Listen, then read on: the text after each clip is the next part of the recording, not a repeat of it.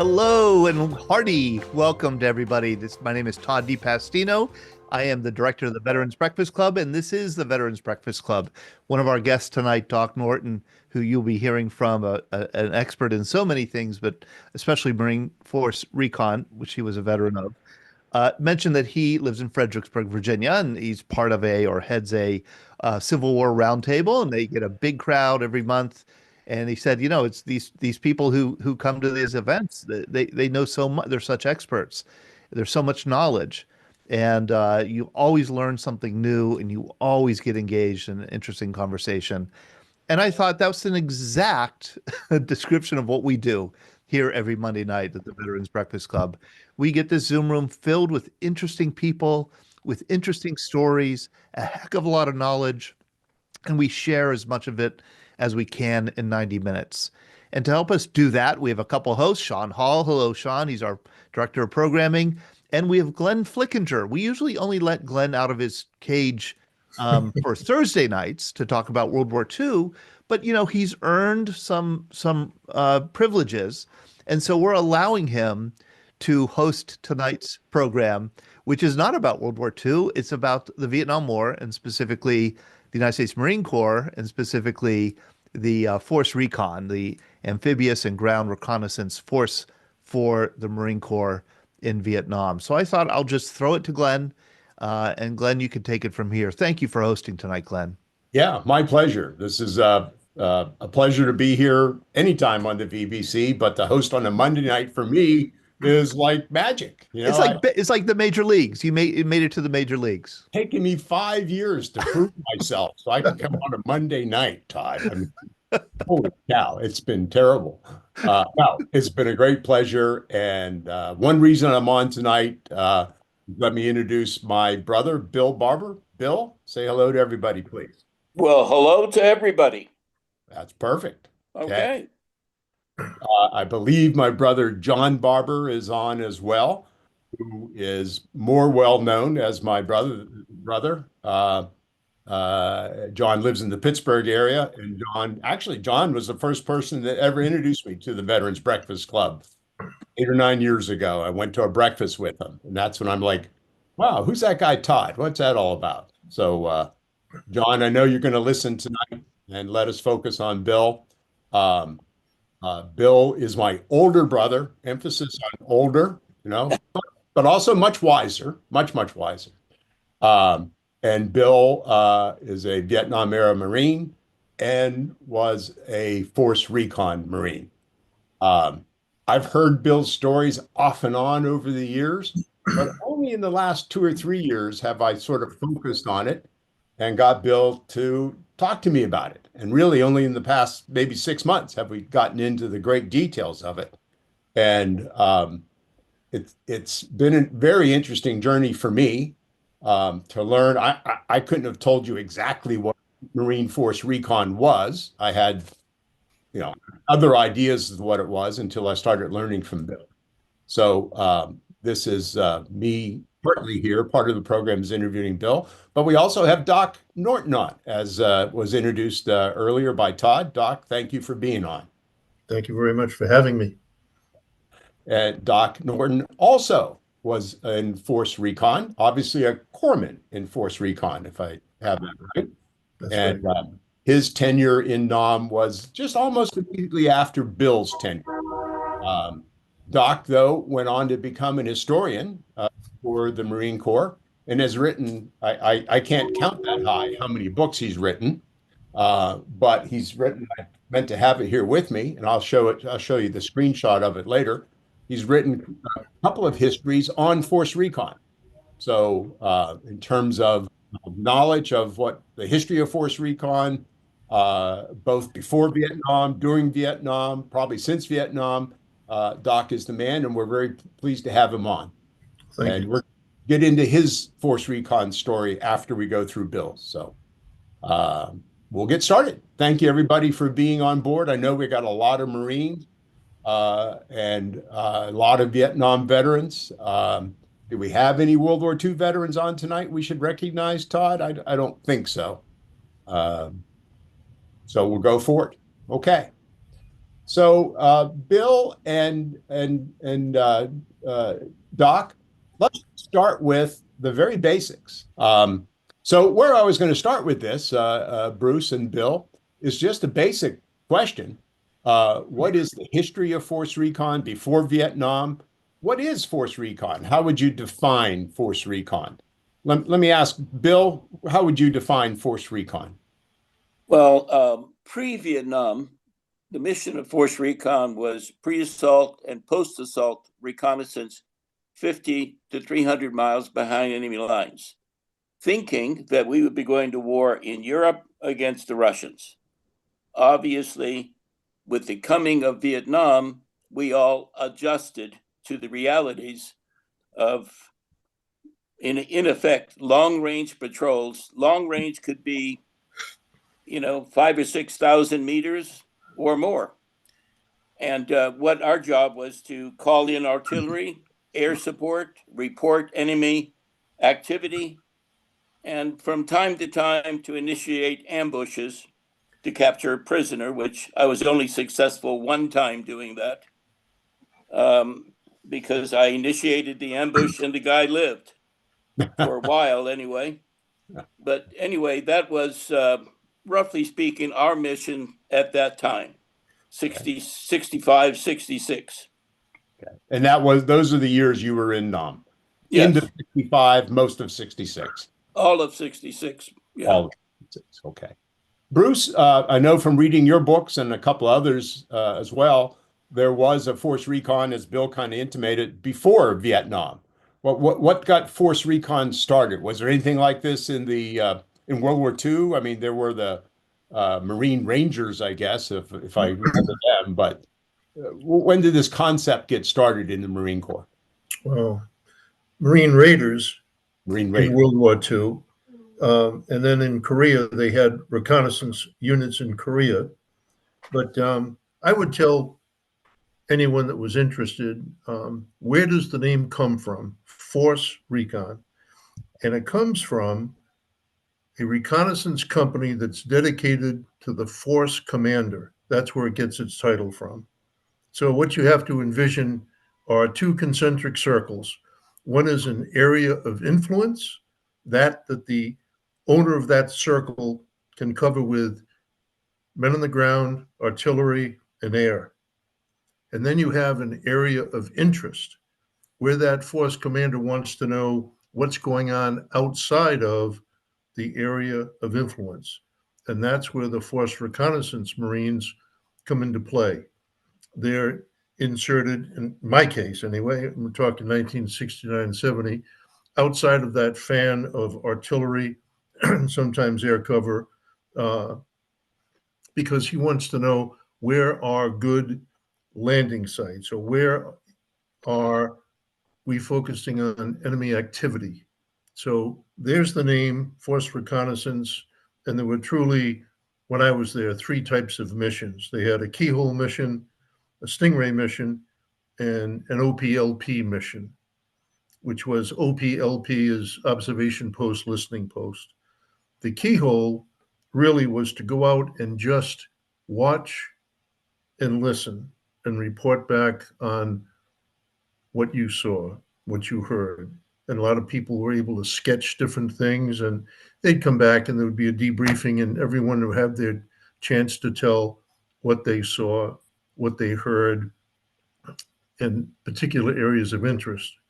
The Stingray missions were different, but the key to it was you had dedicated artillery and dedicated air at the end of a radio handset, so that if you get into trouble, you could bring fires to bear to help get you out of a bad situation, or to get medevac in to get someone injured, sick, or wounded out. So if that helps explain a little bit about it. How is Force Recon different from the Recon Battalion that is attached to each of the divisions, I guess? Okay, so in that inner circle, that's where your division commander is. And the division commander, when I was there, had a Recon Battalion, which had 4 companies, at his beck and call. The force commander, who was a 3-star, General Nickerson, Lieutenant General Herman Nickerson, had Third Force and First Force. And Third Force, when I was there, we operated up. Our rear was Quang Tri. We operated around the demilitarized zone, and then we moved down to Phu Bai, and then we did the Ashur Valley from the end of October, early November until February 1970. Then I went down to First Force, and they operated Thong Duc River Valley and Khe Sanh Mountains. And is it accurate to state, Bill, and then Doc, the exact mission, how to use Force Recon in Vietnam, changed from the very early days to Bill's time frame to your time frame? It evolved over time. Is that It accurate? evolved, and technology evolved too. Different helicopters came in, different weapons, different radios, and their capability of reaching out at greater distances. So things evolve literally every month. There'd be something new that would come up and make things hopefully better for all of us. Yeah, yeah. And Bill, we're going to get into your story now, and you'll see, the audience will see through the sort of 3 stages of Bill's experience in Force Recon, that evolution of how they were using these Force Recon units. So, okay. So I'd like to go into the training that was involved for Force Recon. And I've got a few slides, not too many, I want to put up. Let me get this play. Oh, I got to share screen. Sorry.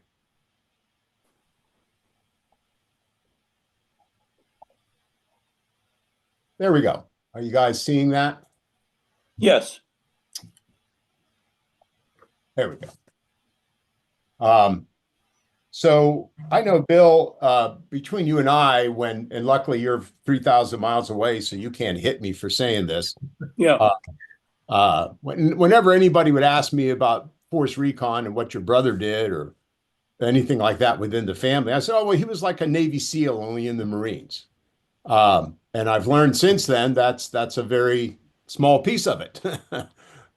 That's not anywhere near accurate. So a lot of it was in the training, Bill.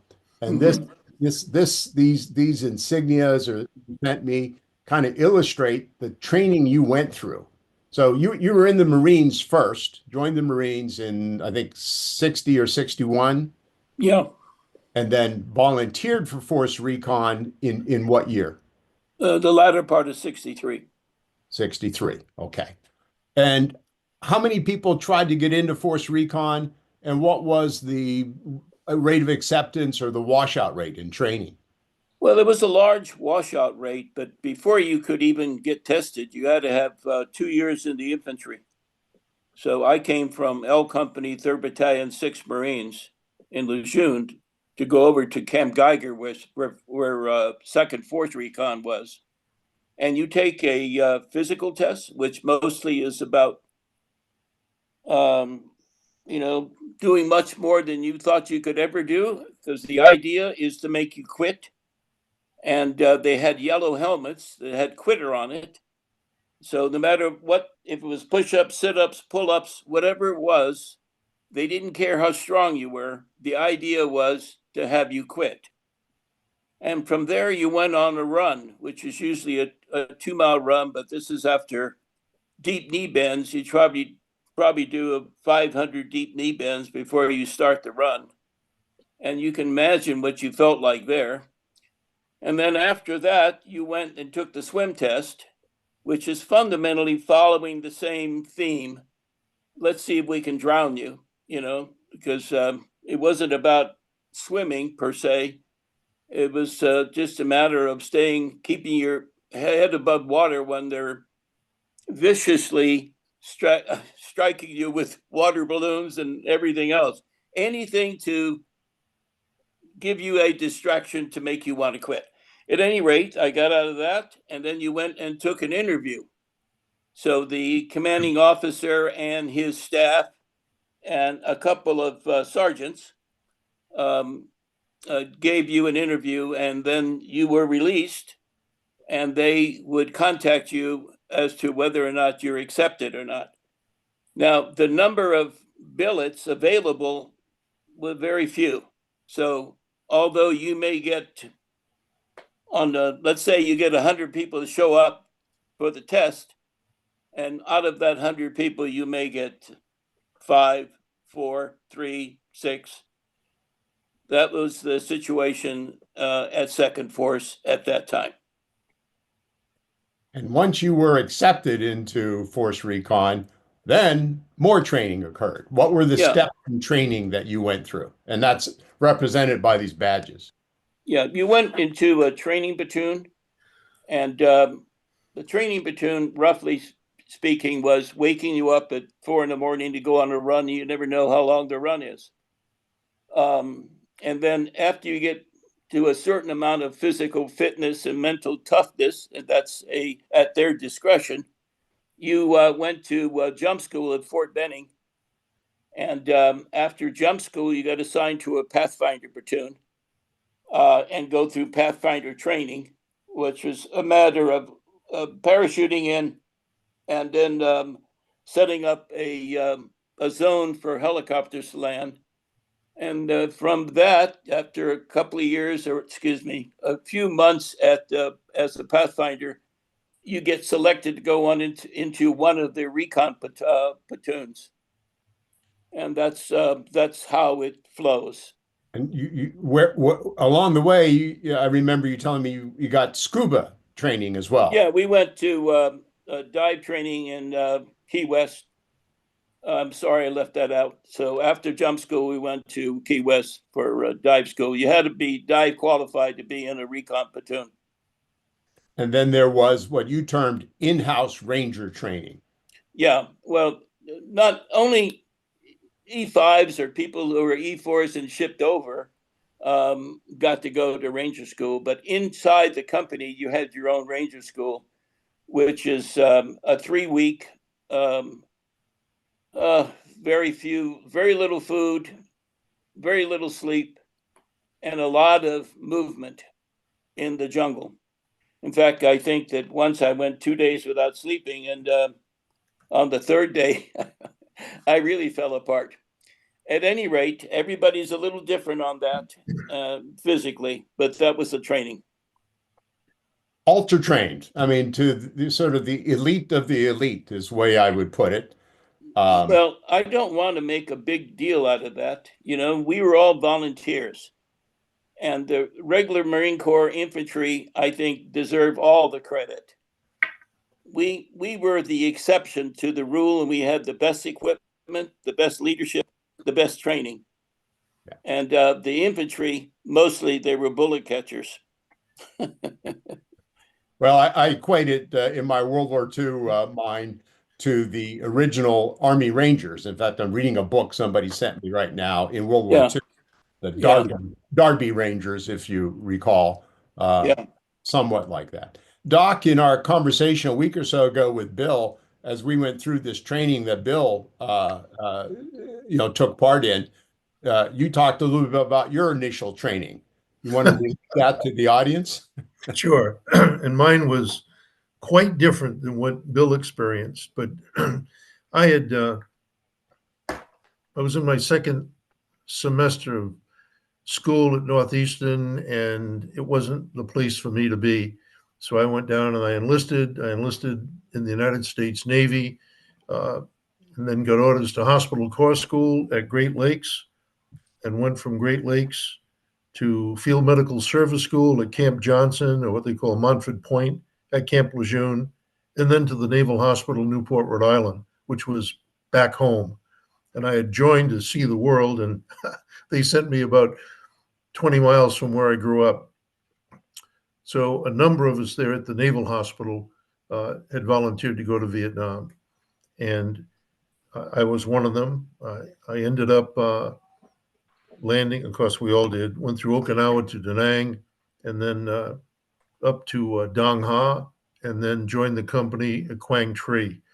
I arrived on a Sunday night, and on Wednesday, I was part of a 7-man reconnaissance team led by a sergeant named Chapman as we walked out through the wire across the DMZ. So for me, it was a lot of OJT. You were a new guy and you were told, don't say anything, don't make any movement. You'll be told when to eat, when to sleep, when to move, and just do as you're told, which I did. But on that particular first mission, we get into it. We had gone into a bunker complex that was stacked up with mines, and we get into a couple of firefights on the way out of there that lasted for several days until we got back, uh, extracted out by helicopter and back down to Quang Tri. So when I had checked in with the division surgeon's office, it was simple. I was asked by a petty officer, "Do you know how to swim?" I said, "Well, yeah, sure, I know how to swim." And he said, "Are you afraid of height?" And I said, "Well, depends on how high we're talking about."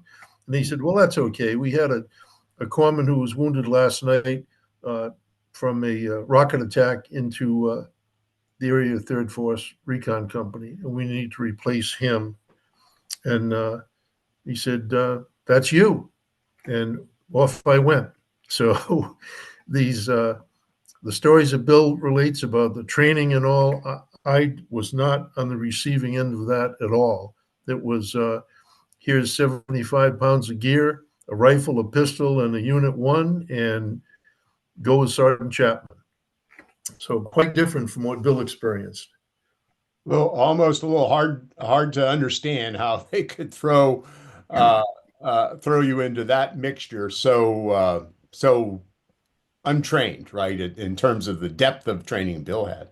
Well, But- they wanted corpsmen to be out on every mission, and that was impossible. We only had 4 corpsmen in the company. I think the company really never got above 80 Marines and 4 corpsmen. So I ended up on a lot of different missions, and just because they wanted the hospital corpsmen to be present. yeah, sure. Make that of course makes sense.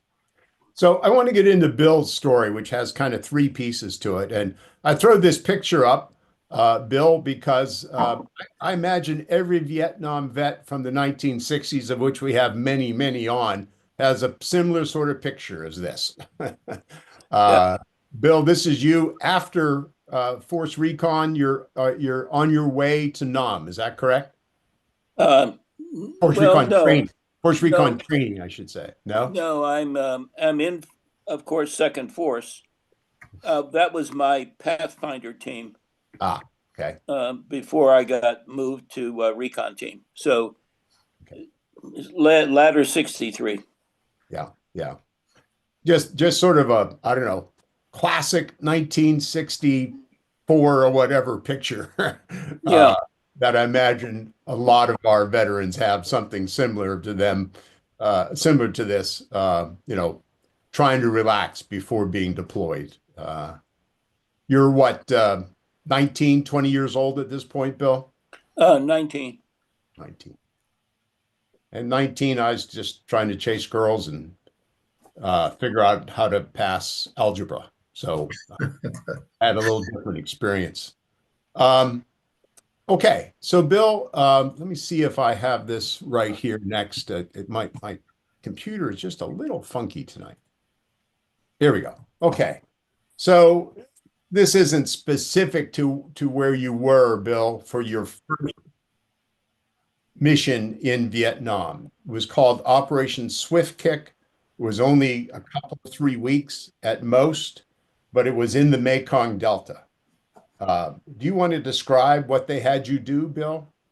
Well, it was us and SEAL team and the remnants of UDT. I think it was Team 21. I'm not sure. But, in those days, they still had UDT as it was being evolved out and replaced by SEAL team. So it was us that was in the Philippines, and we got on a mini destroyer and we headed out to the Mekong. And the idea was we were going to get on these rubber boats and paddle in. They had it set, we were off the coast a little bit. So we were in this rubber boats and we were paddling in with it was a nylon raft. and we would move ourselves into the side, into the stream right there. And as we were paddling, I remember the night I had Archer next to me, and I said, "Archer, do you hear it?" And he said, hear it. What? I said, "No, can't you hear it?" And he said, "No." I said, "It's dun dun dun dun dun dun dun dun dun," which everybody thought was pretty funny. Anyway, we paddled in. This is the dark of night, so we went off to the side, tied off our raft, jumped in the water. It was about, I'd say, chest high in the water. We were there all night. The idea that we had bad guys coming down their waterways and that we were going to kill them, ambush them. Well, the night went through. The only bad guys were red ants, and then in the morning, when they came to pick us up with swift boats, nobody could move because the tide changed. So we were stuck in the mud, and which was pretty hilarious. So these swift boats threw 3/4 inch lines to us and pulled us out of the mud and put us onto the swift boat, and from the swift boat back to the destroyer. So that's how insane that particular mission was. And how many times did you do that? That 2 week period? Yeah, we just did it 3 times. 3 times. Yeah.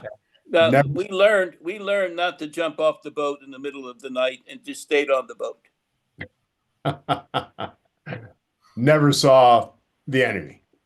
No, never saw a thing, didn't hear anything. It was a complete waste. Yeah. Okay.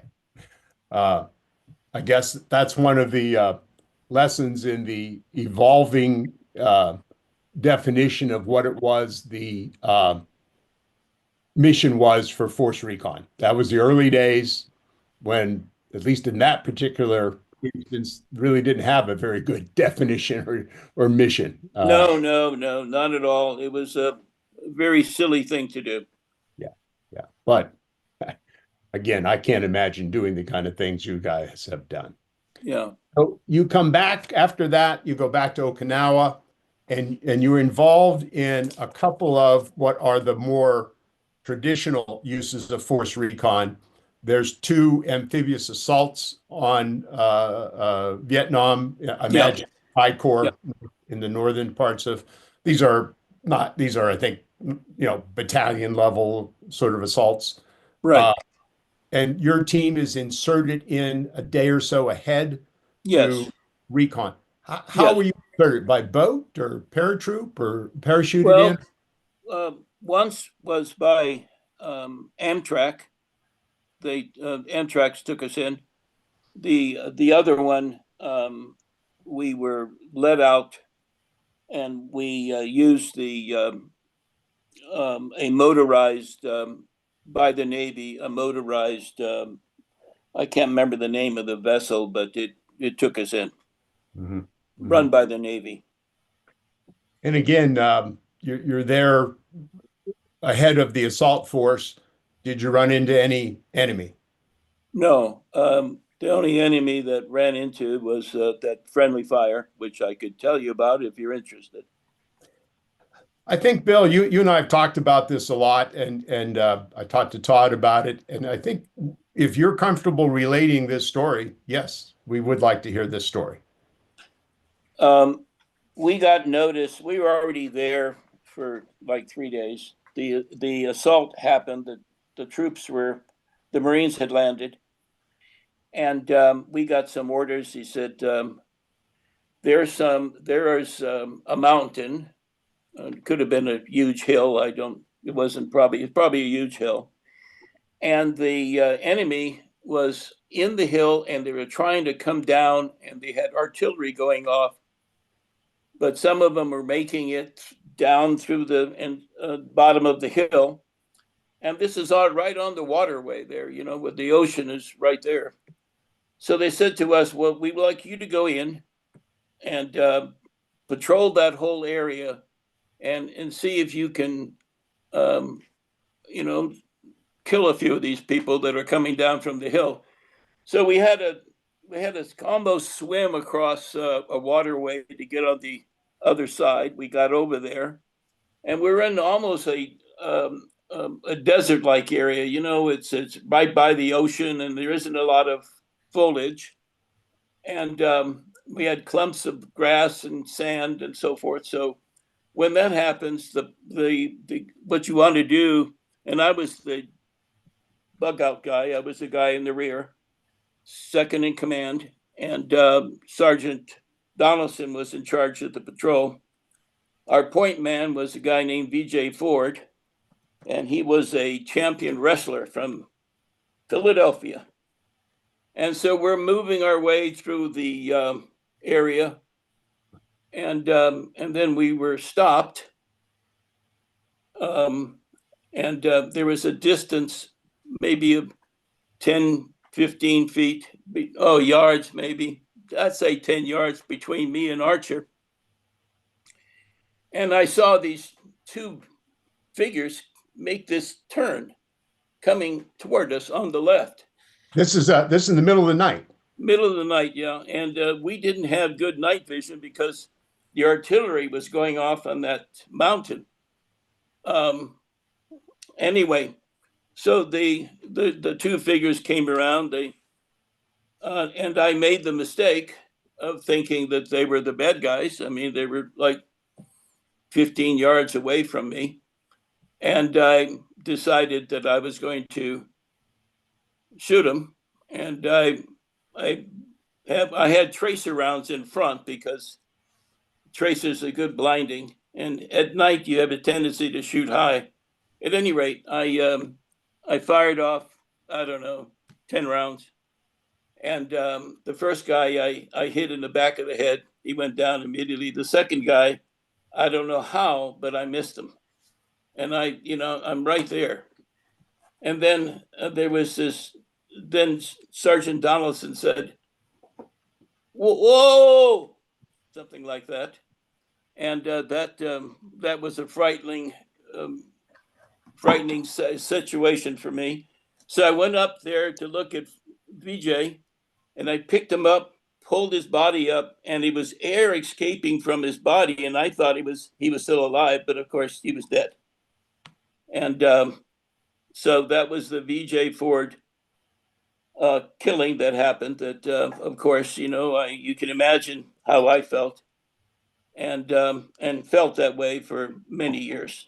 I'll never forgive myself. And so we called in, and they medevaced us out with Amtrak's. And it was very difficult for me to get myself organized for the continuance of these patrols that I did up in I Corps area, because you always are hesitating. I thought I would be hesitating the next time I had to squeeze that trigger. So that's the VJ Ford story. And the other point of this story, Bill, that you've repeated to me many times is the mistake was made by this man and the other man. Yeah, the mistake was made by Donaldson, because when you're on a night patrol and you're going to make a turn, you don't make a U-turn. You stop, turn around, do an about face, and walk exactly back to each man and touch each man going back. Because obviously, when you make a U-turn, particularly at night, that's not a good thing to do. Yeah. It's a chilling story, Bill, for us non-combat people. Sort of hard ever to imagine it, Bill. And well, we've all had tragic things happen to us in our life. That's mine. And of course, it's not something you can talk over with anybody. I mean, this has been how many years now? Many, many, many, many years. But originally, at least for the next few years, I could not stop thinking about it. Of course not. And I would just start crying. It was just, it was something I couldn't. Took a long time for me to handle that. Yeah. Yeah. Well, as Todd, I don't know, Todd, I think is not on right now, but Todd and I were talking about this earlier today, and Todd was trying to look up the statistics, but a significant percentage of the Vietnam killed in action were from friendly fire, right? Like 20, I mean, and same thing in World War II, right? Artillery. Well, usually that's by air or artillery. Yeah. Yeah. This is much more different and much more personal. Yeah. I don't know, Doc Norton, had you ever seen anything like this in the experience you had then in 69 and 70? No, in a word, no.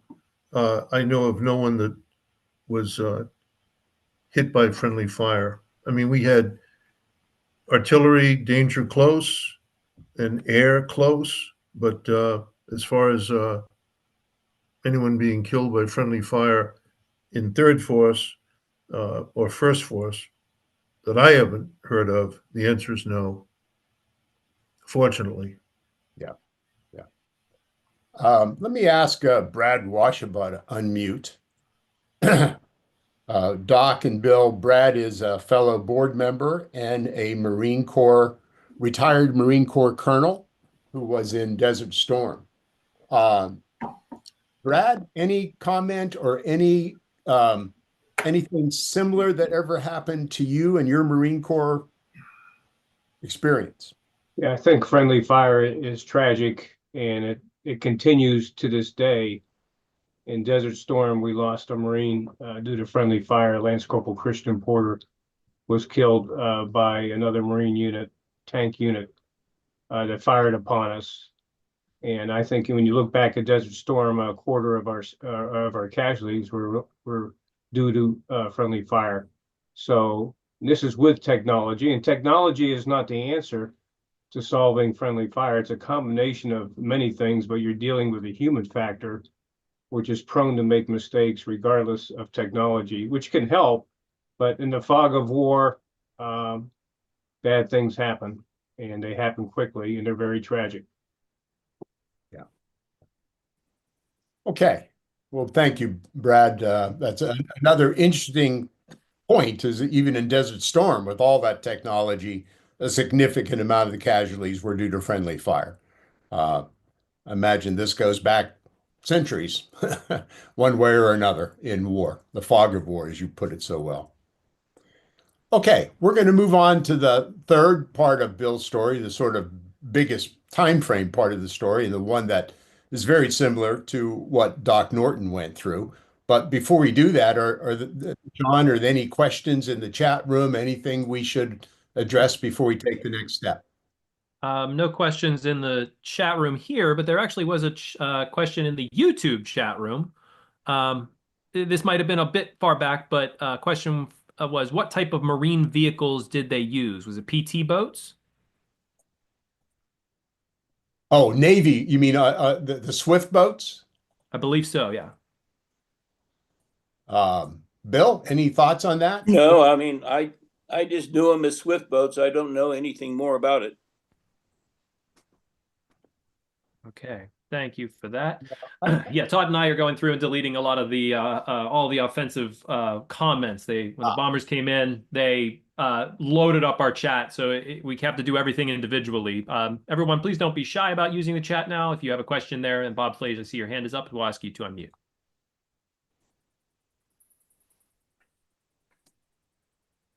There you go, Bob. Yes. When I first went to Nam, I was a replacement in May of '67, and I was assigned to a combat support company that had 4 Deuce 106 Recon. I asked to go to Recon, and this was like end of May, and at that time I got assigned to the 106 Jeep-mounted recoilless platoon. However, I did finagle my way into going over to the Recon and going out and operating with them twice. Why only twice? Because we created the Mobile Riverine Force and we became the straight leg infantry after that. Unfortunately, there was no training for these guys that were in the Recon section of the Echo Company. Um, and the second night I was there, I was in downtown, just up the road from Mito, and the decision was we're going to send two sampans across the Mekong River with four guys apiece in these things to go out and do a little footwork across on the what we call BC Island. Well, one of the sampans rolled over and they lost three guys just like that. So, our training, there was no training whatsoever. I got there and, they handed me a 16 and said, this is your baby and go do your thing. So, unfortunately, our break-in for Recon and those guys that were in the Recon platoon, they absolutely had no training. It was just based, when they got there, a week so of what the jungle looked like and who was out in the jungle, and that was about it. And unfortunately, it cost some people, some lives in that regard. You talk about friendly fire. I had one that I've lived with ever since. We were on this is irregular infantry, and one of my men came to me, best guy in my squad. He says, "You're going home in in a while. Let me take your lead. What you normally do." I always walk point on my squad. My two platoon leaders always, chewed me out because I was up there. Anyway, he came and asked me the morning of going out on March 1st. And at that point, I didn't give it a real second thought. I wasn't a short timer. I wasn't counting numbers or dates. And I should have taken maybe some more time to think of it. Anyway, I said, sure, you take the lead. We ended up making contact. We were looking for battalion size units that were in Saigon during Tet, and they were trying to get out of that area. And unfortunately, when we took fire, they called Cobras in. The first two Cobras came over, fired rockets. I can't hear out my right ear because I could still see the dirt flying up from a banana grove that we were in.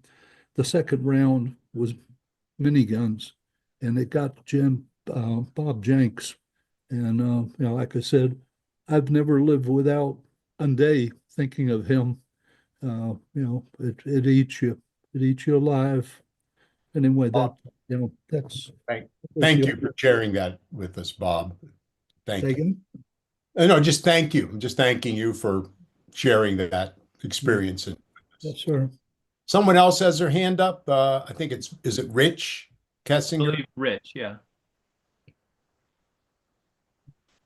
Can you hear me? We can hear you, Rich. And All right. Now, the fellas, you are in my domain. I am a clinical psychologist, and I do a lot of research, and I've counseled combatants who have had these situations. The only way you can deal with them in the field is if you have a chaplain who can meet with the unit, because the morale is going to go down so low, and you're going to have to go back into another combat situation. But if you have a chaplain, a lot of people don't address what I call is moral trauma. My God, what have I done? I don't even want to kill the enemy necessarily, despite all the training you all get. We don't want to kill human beings. I kill one of my own in my squad. That needs to be addressed in the field. It needs to be addressed when you get off the field, and it needs to be addressed when you go to the VA and see a counselor and a therapist, because your angst is never going to go away otherwise. You're going to live with it. All right? And I'm not criticizing. I'm just saying this is what my research tells me. And I deeply, deeply appreciate the sharing that you are doing now. This is my domain. This is my expertise. thank you, Rich, so very much. You're welcome. Bill, I know your story pretty well. I don't think any of that happened for you. Nah, no. I was back at killing other people, so it was no problem. I had no problem dealing with it. I'm very internally sad, of course, but it has nothing to do with my mission, my duty as a Marine, et cetera, et cetera. You know, you deal with it. There's no other choice. Okay, let's jump now. I mean, that was my way of dealing with it. Yeah. Let's jump to the third part of your story, which is also where Doc's story begins to come into this, in that he was on the same kind of mission. I dug up this map of I Corps. I think it's pretty good, actually. Don't know exactly what year it was supposed to be, but it identifies, I know, a lot of the places, Con Thien, Bill, Dung Ha, maybe a couple of other places that you've mentioned to me, Khe Sanh down here in the lower left. You can't quite see it. So, Bill, after that, those amphibious related missions, you're reassigned to I Corps, and was it the first recon company at that time? No, yeah, it was First Force First at Force. Dung Ha. First Force at Dung Ha, right here. Yeah. And in the subsequent 10 months, you go on 30-some insertion missions along the lines of what Doc originally described half an hour ago, right? And Doc, those are the kind of missions that in 69 and 70 you also went on. Yes. Yeah. So describe an insertion mission. I mean, how were you inserted? How many guys went in? What kind Are you talking to me? Yeah, let's start with you, Bill, and then we'll go to Doc. How many guys went in? What kind of equipment did you carry? It was 4 or 5 in the team, and I carried a 15. Excuse me, I didn't like the 16 when they came out. Was it the 15 that they came out? I had an M14. I had like 5 or 6 grenades, some C4, a bandolier of M79 ammo, and sometimes I carried a rocket launcher. Usually 3 to 5 cans of chow. Normally, if I could get my hands on beans and franks, or if I can get my hands on apricots, that was nice. You carried probably 3 canteens of water. Roughly speaking, that's what I went into the bush with. And how were you inserted? By helicopter? Yeah, all of our insertions was by helicopter, and we would, of course, insertion is one of the most dangerous times. So I would want my team to be inserted on high ground versus low. So I always have radio communications. And wherever my insertion was, I had already checked with 105s and marked that plot. I already marked with the 105s where I got inserted. So if I needed to call, I would just say Bravo, 12 or something, and they could call in some support if I needed it. And it, there's I was always walking with the understanding that it was always great to have support. Artie, Puff the Magic Dragon, Phantoms that we had on support weren't very good for us because all the Phantoms could do was drop napalm or fake dropping the napalm, which from time to time could be helpful. And that was how I did it, as I recall. And Doc, in your book, I'm gonna Operation Stingray, right? These were Stingray missions that Bill was on. And Bill kind of described it earlier, but would you describe what is meant by a Stingray mission? Sure. Your Stingray mission, well, well, I don't want to say it's difficult to describe. You can describe the keyhole mission very easily of going out there to watch and listen. And we speak in acronyms, but the OP, the observation or LP listening post mission, was usually you were up on a hilltop with a group of 10 to 12 Marines, and you were guarding a radio. In our case, it was called a 292 radio, and that radio had the capability of transmitting down from where we were, say 30 miles back to Da Nang. And teams would relay their information to the radio relay site, and then that was retransmitted back to the rear area, back to the company area. So your Stingray mission would be to go out with the express desire of locating the enemy and, if possible, bringing fires to bear. But it all depended upon if you were inside an artillery fan. Sometimes you were and sometimes you were not. And the other part of that was if air was on call. If you had Cobras, Hueys, F-4B, the Phantom jet, Marine air, and that was dependent upon the weather, because a lot of these aircraft could not fly in the rain or at night to know where we were. The only one that could was the A6 Prowler, the Grumman A6. It had all-weather capability, which we loved because they could come night or day and they could carry 15,000 pounds of ordnance, of high explosives.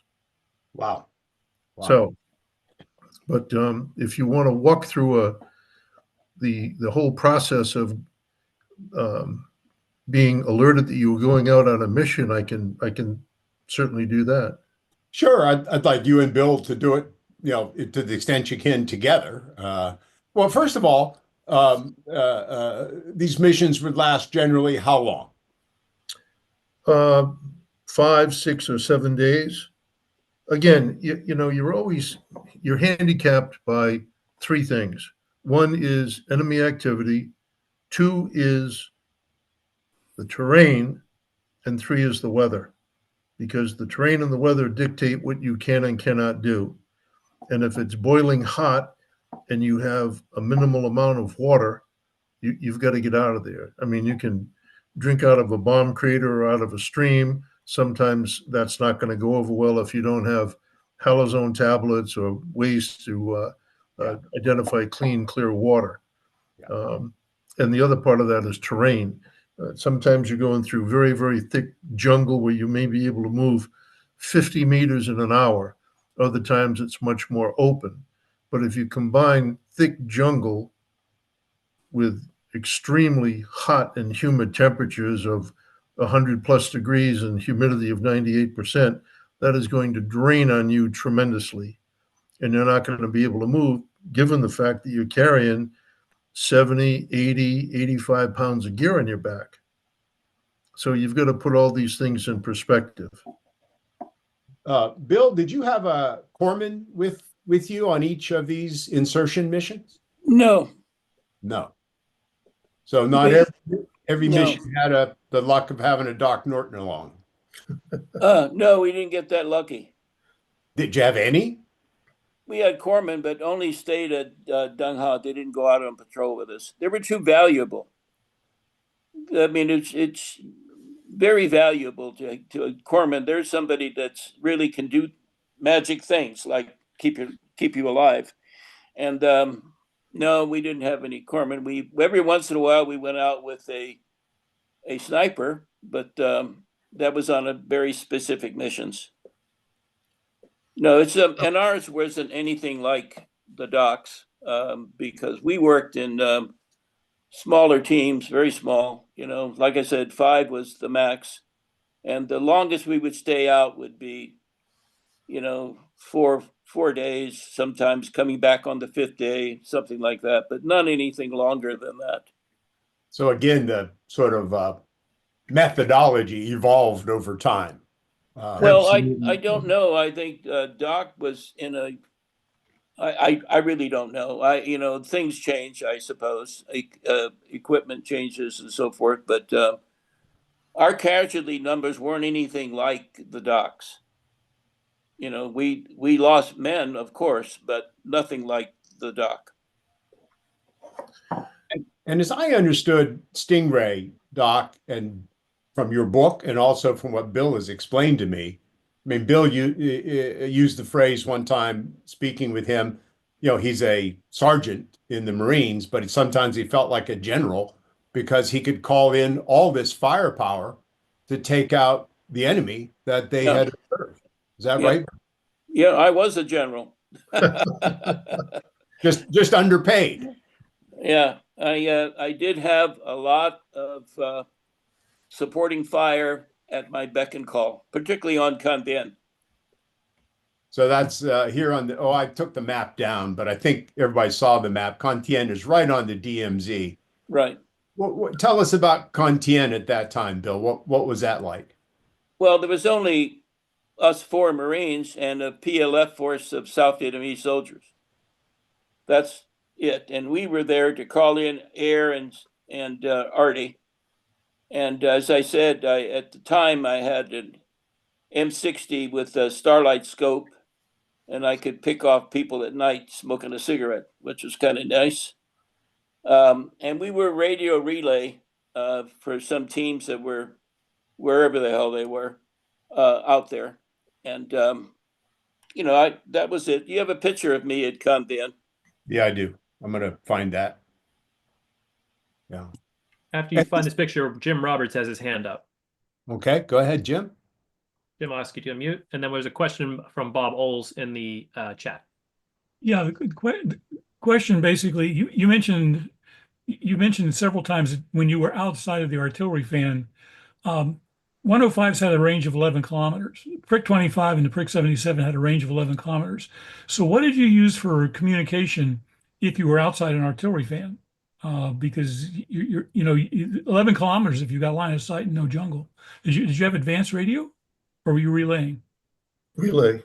Sometimes it was air relay through aircraft, and sometimes it was back up to the radio relay site. When we did the Oshawa Valley, we had a radio relay site called Zulu. First it was X-ray, and then changed to Zulu relay.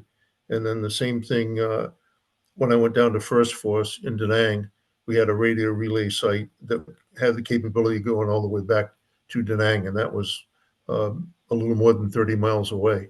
So way outside of the artillery fan for what was available. To that degree, we did bring 4 deuce mortars out to that OP site, and they spent the day with us. And of course, then they boxed everything up and left, and everyone knew where we were. But that's just how it goes. But one of the things that I think was key to what Bill was saying too was we were really well trained, and it wasn't like we just sat around the rear, the company area, waiting to be fragged to go out on a patrol. Not at all. It was classes all day, and so that everyone was cross-trained. I knew as much as the radio operator knew, and how to change batteries, how to preset frequencies, when to use a whip antenna, when to use the tape. I knew weapons. We had a great platoon sergeant, so everyone was familiar, obviously, with the M16, the M14, the M60 machine gun, the 40 millimeter grenade launcher, and then everyone knew how to do calls for fire. So you knew how to contact air, how to contact artillery, how to contact dust-off helicopters, or to get fixed wing to come in if they were available. And you knew those frequencies, you knew the call signs, and if they were available, and again, weather permitting, if they were available and could come to your assistance, they would. But I would sit and teach them about everything that I could possibly teach them in the way of emergency treatment for broken bones, for fever, for things that may and may not get you extracted. And the other part of that is if you knew that a dust-off helicopter was coming because you were sick, wounded, or injured, and they would be there within an hour to get you out of there. That was a tremendous morale factor. Some of these stories that you read about people being wounded and they're out there for a couple of days before they could get medevaced out, that did not happen while I was there. The response time, and these were Army warrant officers flying from 2nd and 17th Air Cav from 101st Airborne. We did not use Marine Air, CH-46s or 53s. They were just too big for landing zones for where we operated. It was all Huey helicopters. Hey, Bill, you echoed the sentiment of how much you appreciated the Army helicopter guys coming in and taking you out and so forth. They were brave. Yeah, we didn't have Army, we had Marines, but it wouldn't make any difference. They are some brave suckers. I tell you, I've seen come in rounds all over the place. I don't know how in the hell they landed, and much less took off. But no, they are extraordinary brave individuals that flew those helicopters. Yeah. There's no doubt about it. When George Dillon got hit and we called in a medevac, that guy was right there. And that was in the middle of a mortar attack. So that is the story, the next story, Bill. Probably the last story we'll get in from you before we move more on to Doc's experience. Tell us the George Dillon story, for which you received the Bronze Star, right? I have 2 Bronze Stars, but that one was, yes. Anyway, make a long story short, yes. We were in the middle of the damn jungle. I don't know how in the hell anybody could find us to shoot us with mortars. It's amazing to me. Anyway, we're going up this hill. Some mortars started to come in, and they hit George. George was straight up in the air and came down. Everybody but me boogied off the hill. I went up to George. He got hit in the head and in the leg. I wanted to look at fix his leg. He said he pulled me up and said he got a piece of his head blown off, and he grabbed my collar, pulled me down just like a John Wayne movie, and said, "Tell my girl how I died." I couldn't believe it. So I picked him up, put him on my shoulder, started down the hill, stopped, went back, got our 2 rifles, and took him to the medevac helicopter. Then 10 years later. You thought he was dead. Oh, yeah. I thought he was dead, yeah. 10 years later, I'm working as a diver in Venice, California, and the mailman comes in, and it's George Dillon. How's that? Wow. Bit of a surprise. Unbelievable. And I got to meet the girl who he had married. Wife by that time, yeah. Oh, yeah, he married her. Yeah. Now unbelievable. That's a heartwarming story to tell. Yeah, that's a good one. It's a good one to tell. Todd and Sean, we probably ought to take our station break, 8:05. Yeah, real quick. Oh, sorry. I was going to have answer Bob's question, but we can do that after the break. Well, no, why don't you answer Bob's question now? Okay, real quick, everyone. Bill and Doc, do either of you know a Recon Marine named Nicholas Estavillo? Yes, I do. Okay. They say he may have been there in 66. Years later, he was my chief of department in the NYPD in the early 2000s. That's right. He was the chief of patrolmen. He's a 3-star. There you go, Bob. That is pretty cool. Yeah. Also pretty cool, we have a program coming up on Thursday. Glenn will also be hosting that one about the crossing of the Rhine at the Remagen Bridge. Glenn, who will be leading us through that conversation? Our esteemed historical consultants, Colin Heaton, telling the German side of the story, and Greg Yost helping me with the American side of the story. You could actually call this sort of crossing the Rhine. This is going to be sort of 80% of the story because it's a fascinating story that includes a local man by the name of George Zimmerman, who was the lieutenant that led the charge across the river, who was a first generation American, German American.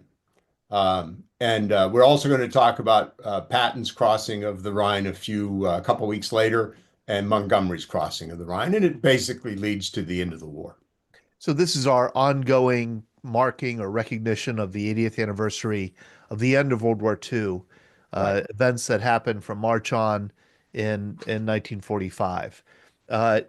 Saturday is the last official Vietnam Veterans Day 50th anniversary commemoration, which commemorates the ongoing 50th anniversary of the Vietnam War.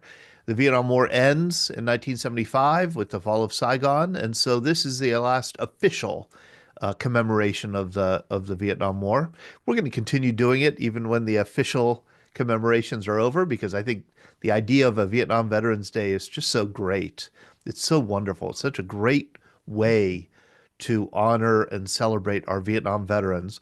And we do that by having an in-person event here in Pittsburgh and then live streaming it also. I do have to say the in-person event is sold out. That we have it at the Heinz History Center. They only allow 450 people in the hall, and we are filled up. So we are asking people, if you want to be a part of the event, please join the live stream either on Zoom or on YouTube or on Facebook. And part of the honoring and celebrating of the Vietnam veterans is going to be everybody's going to get this little 64-page book that is kind of tells the history of the Vietnam War in an engaging way. We want to make sure that every Vietnam veteran, and that counts as anybody who served in the armed forces from 1955 to 1975, gets a copy of the book, and they will also be recognized in the program on Saturday at 2 p.m., Saturday, March 29th. And then we're back Monday night, March 31st. And this is going to be an interesting program with women who served in Vietnam. And there are quite a few civilian women who served in Vietnam. This is Ann Kelsey. She was a librarian. We'll also have Renee Johnson. She was the Donut Dolly with the Red Cross. We'll have Betty Burris. She was a dietitian who served with the Army. We'll have a lot of other civilian women too who served during the Vietnam War in Vietnam. Please do join us Monday, March 31st for that conversation. And then finally, I see Daria Summers is on here tonight. She is the managing editor of this wonderful magazine and is getting better. It's called VBC Magazine. We send out 11,000 to addresses around the country, and then we hand out another 8,000. We hand them out in bulk and send them out in bulk. This is our spring issue. It will be out soon. It has a very striking cover. We are devoting this issue to the fall of Saigon, and it'll include some of our veteran stories, or memories from that time, and we'll also include a history and some stories from the fall of Kabul in 2021. So if you don't get this, it's because we don't have your address. Let us know your address, and we'll be happy to send you a copy. All right, back to you, Glenn. Okay, thanks very much. We want to jump more into Doc's story, and I'm going to share a couple of slides here. Are we seeing that? We can see it, yes. Yeah, okay, let me get to the right spot. So this is more the latter part of Doc's story, but Doc goes on to be a Marine Corps historian with the, I'm sorry, what's the official title of the Marine Corps History Unit, Doc?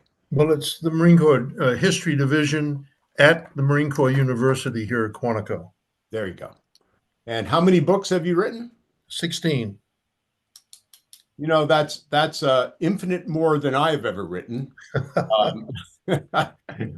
I meant to go the other way on this. Excuse me as I try to find my way here.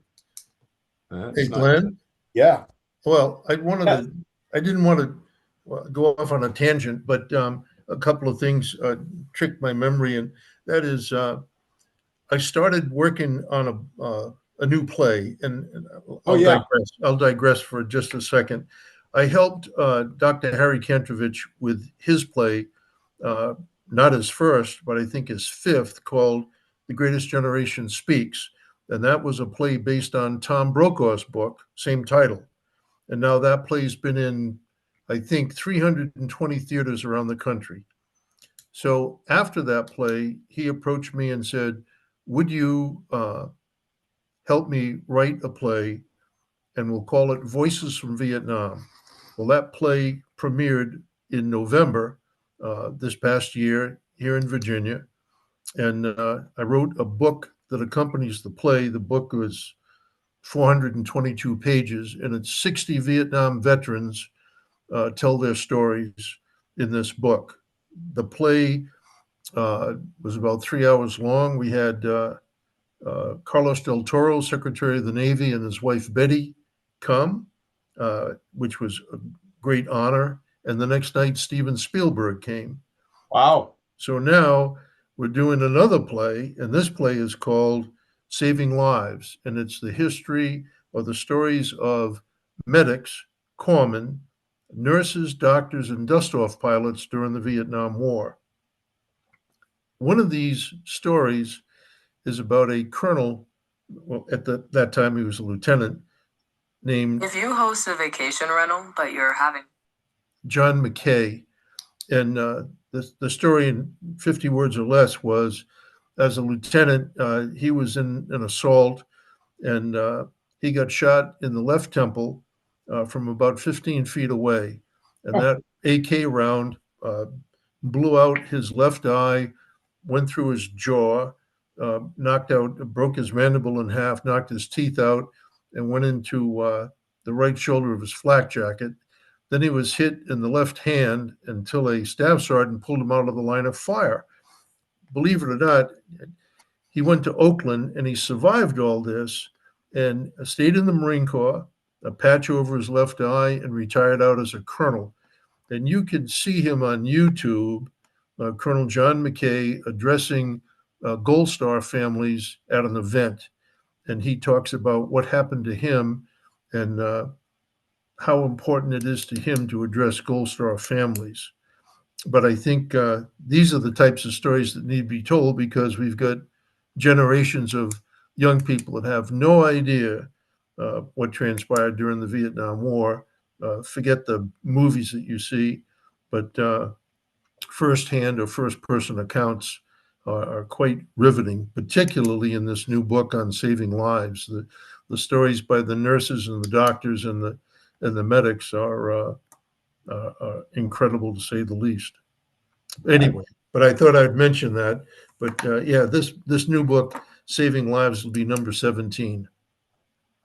Prolific, absolutely prolific. I'm sure, Todd, we'd like to do a follow-up sometime with you on these couple of plays and books that you're talking about. Sure. Actually, you're scheduled, Doc. I don't know if you know that, but you are scheduled for Monday, May 19th. We're doing yeah, Harry and I both, I believe. Yeah, right? you and Harry. That's right. Harry agreed on your behalf to come on Monday, May 19th and talk about Voices from Vietnam. Great. Now you know what you're doing on Monday, May 19th, Doc. I've got it written down. Doc, let's excuse me for jumping around here with these pictures. Sure. I had a shot of you I wanted to put up. There we are. Yeah, that was you here, Doc. Where were you at this point? Third Force. I've got a Unit 1 medical bag strapped to my chest, K-bar up on my left shoulder, and we're getting ready to go out onto the DMZ. Did corpsmen carry weapons? Absolutely, absolutely. In fact, in the medical bag, I probably had 2 or 3 extra magazines for my 45, but I carried an M16 and a 45. So forgive me, I think I'm right in saying that Navy corpsmen in World War II did not carry weapons. I think it was an option kind of thing. They were considered non-combatants, but that didn't stop the enemy from shooting and killing corpsmen and medics. So if they had the ability to carry a weapon and could and felt comfortable doing it, they did. Okay. This is your team? This is a team in First Force, and I took the picture, but there's David Draper. This is a mortar that they captured. This is Lieutenant Corbett, Gable, David Draper, some of these other guys. I would really have to take a hard look at to see the members of this team. This was another platoon in First Force, and this was in July of 1970. So I still am amazed at this picture. Tell me Well, what this was a ladder extraction. You know, again, sometimes you're dealing in double and triple canopy, and the helicopters cannot land, so they would kick a ladder out, and you would climb on board, and you'd have two snap links, and you'd snap into the rungs of the ladder, and the crew chief would look through the hell hole at the bottom of the CH-46 and you know, give them the thumbs up, and up they'd come through the canopy and to land wherever that pilot decided to land gently and let that team down and off that ladder. It's unbelievable to me. Bill, did you ever do this one? Well, I'm sorry, Bill, you got to unmute it. Let's unmute Bill.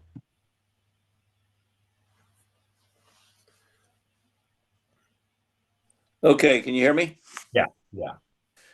No, I would never want to be in a position where my extraction vehicle couldn't land. Didn't you tell me, Bill, that early on in your training, I don't think in NOM, maybe stateside training, they would actually extract you the way. Yeah, it was the C-130. Yeah, with the helo balloon and the C-130. Yeah. How did that work? You're in a rubber dinghy. No. The C-130 extraction? Yeah. No, that was Skyhook. Yeah, skyhook. It puts you in a harness, and it's I guess it was a helium balloon, and the C-130 would pick it up, and you would, in time, very short time, enjoying yourself with the C-130. That was in training, never training. Yeah. In fact, I don't think it was ever used. It was supposed to be like a snatch, a prisoner snatch, or something. I don't know. Another harebrained deal that'll never work. And that's straight out of a James Bond movie, Bill. Yeah. Well, I guess they had the time, so they decided to waste it in that area. And you guys sent me a lot of pictures, and we just couldn't use them all. But yeah. I want to get to this picture. Oops, not that one. This one. Doc, I got to believe there's a story behind this. Quite a story. This was May of 1970, and a team from First Force Recon went out, and I'll tell you the entire story. The team leader was a guy by the name of Robert Craig Flager, and Flager had left the company to go to Hawaii and marry his childhood sweetheart, which he did. And he came back, and in fact, he came back wearing dress blues, and he found out that his team was going out the next day. And he was a sergeant, and he was a communicator.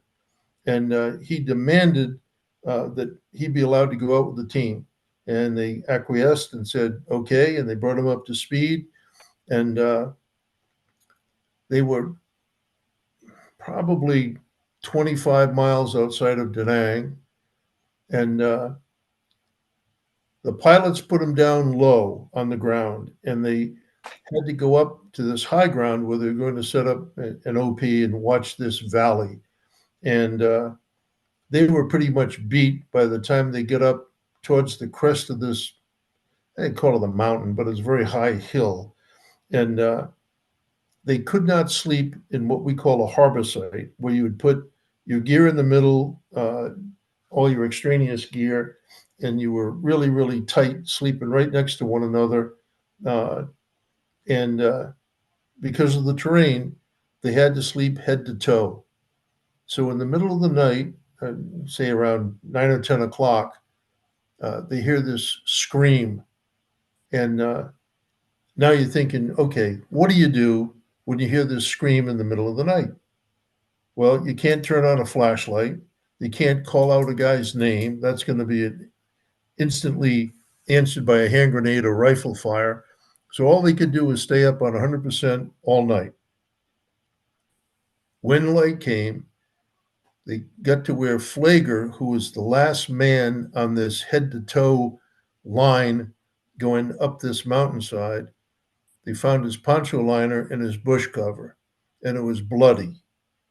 And they saw drag marks going back down this trail. So they slowly walked back down, following this trail, and they see a boot sticking out of the bush. And when they got to it, it's the remains of Flager. Oh. And off to the left is this tiger. Well, in typical reconnaissance fashion, they shoot at this thing and it runs off. Okay, so Flager's body is recovered, and several days later, this team from 1st Recon Battalion is out in the same area. And Lieutenant Larkins and Sergeant Doherty, that's him on the left holding up the tiger. The lieutenant is on the helicopter. This is Siege 46, and Doherty's in the back trying to count packs at the gate, trying to get at the ramp, trying to get everyone on board and get out of there.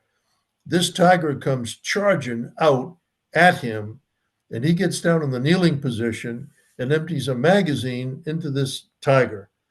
And the team runs off, grabs this bamboo and trusses him up with comm wire and runs him on the back of the helicopter. Of course, the pilot is not real keen on this thing throwing around on the back of the helicopter and still in the throes of dying. But they said, get out of here, let's go. And they bring it back down to the Division CP where Recon was located, and they come off the helicopter carrying this tiger. And I've got the pictures of the tiger being brought into the Med Battalion to be autopsied. I know that I'm sure that Sergeant Flager's wife knows this by now, but they had told her that he was killed in action rather than tell her that he was killed by a Bengal tiger. But we knew they were in the area. You could hear them on occasion calling back and forth. I never saw one outside of this when they brought it down to the LZ. But they were there, and you'll find that Vietnam was the place to hunt tigers for a long time, not India or Pakistan, but in Vietnam, Laos, and Cambodia. So there are things out there that'll get you outside of the VC and the NVA. You know, I was hoping that this had a humorous story behind it. There was no humor. I should have asked you at first before I got into it, but it's just unbelievable that, like you say, there's a lot of things out there to kill you.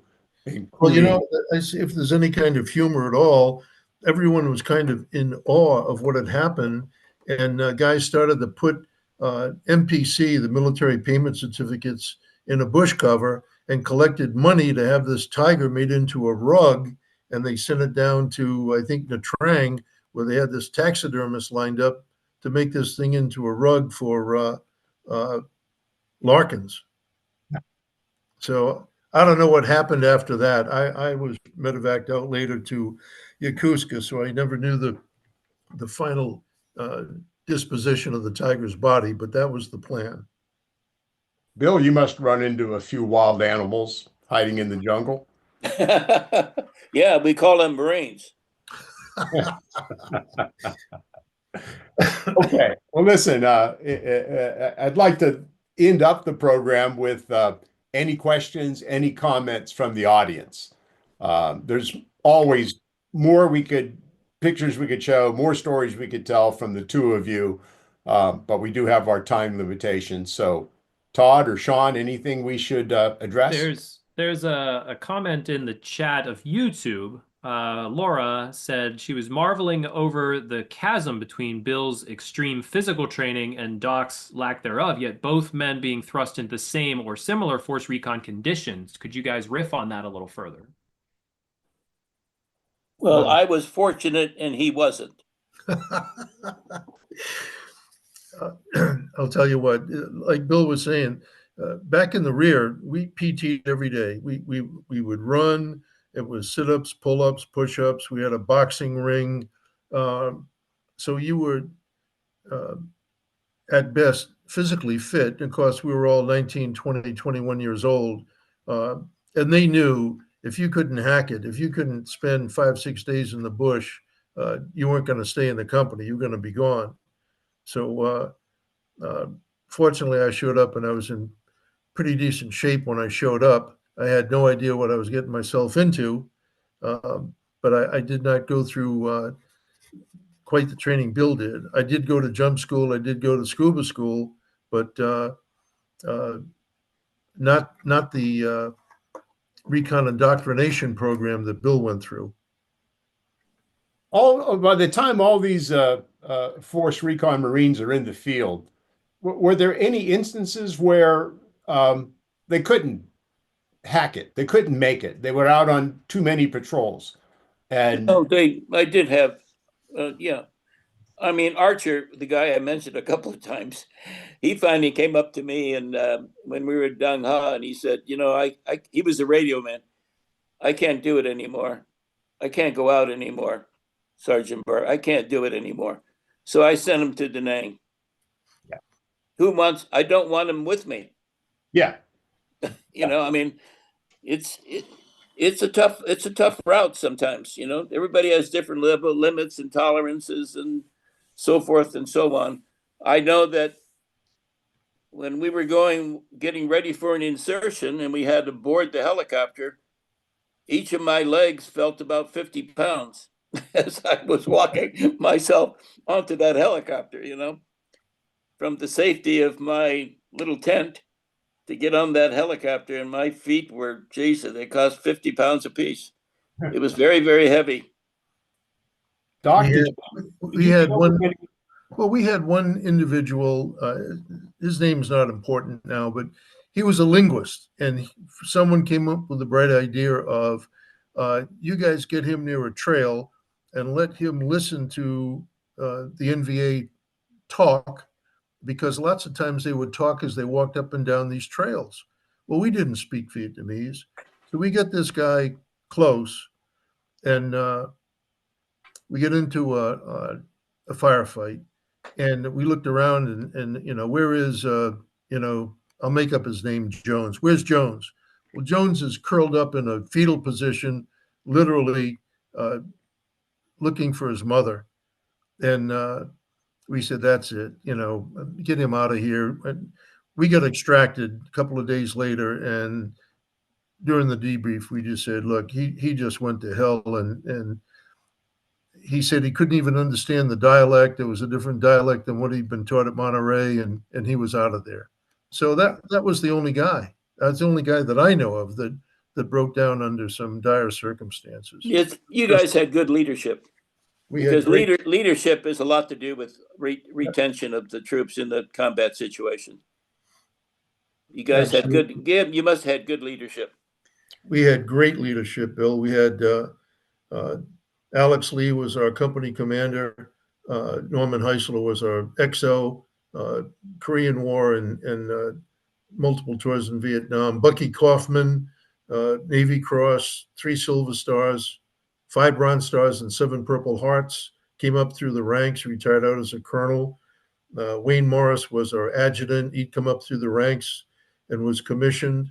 We didn't have any officers go to the field with us, but once, and that was once. Well, what about you? No, what about your contribution? Well, I mean, I left there with 24 missions that I had completed, and then I took a commission in the Marine Corps and retired out in '92. Well, that's what I'm saying. You see, Look at you also aided and assisted on the leadership side. Well, thank you. I think I contributed. I mean, I tried to as best I could. Without doubt, you did. You also learned the value of fellowship. Absolutely. Without a question. My son's godfather was in my team. He's still alive at 84, and I'm his son's godfather. Wow. It's close. You know how close we get. Yeah. Yeah. Other questions, Todd or Sean? Comments? Looking through the chat. Go ahead, Todd. Yeah, I was just going to say, we did find an article Barb Smith actually did, The Strange Death of Sergeant Flager. I put a link to it here in the chat. There's also a video documentary about it. So there's a lot of information about that tiger story that Doc Norton passed along. And Larry Kilmeyer, I also remember, I think, reading a story about it in Stars and Stripes or Navy Times, just like you did. And I think from the time, I'm going to take a look and see if I can find that also. I'd like to link to it in our VBC bulletin that we send out to email subscribers every Monday. Well, should we wind this up at this point, Todd? I think so. 8:30. Yes. Thank you. Thank you so much, Glenn. Thank you, Bill, for coming on and sharing your story. And Doc Norton, boy, what an eye-opening evening it's been for us. Thank you very much. Thank you for having me. And I'd just like to mention that for my brother Bill, it's been fantastic for me to learn more about all this, Bill. But also, Bill's story continues after Vietnam in lots of different ways, which perhaps one day in the future, Bill will be able to get into. Okay. Well, they even made a movie of it. That's right. They made a movie. That's right. Yeah. Hey, right. Bill, don't forget to talk to me about the Yeah, I'll the get back the to you future on that. plans. Okay. Yes, I will get back to you on that. All right. Thank you so much. Absolutely. Thank you, Bill and Bye-bye. Doc. Thank you, Sean and Todd. And thank you to our members. We'll see you Thursday night. All See right, you gentlemen. Thursday. Thank you.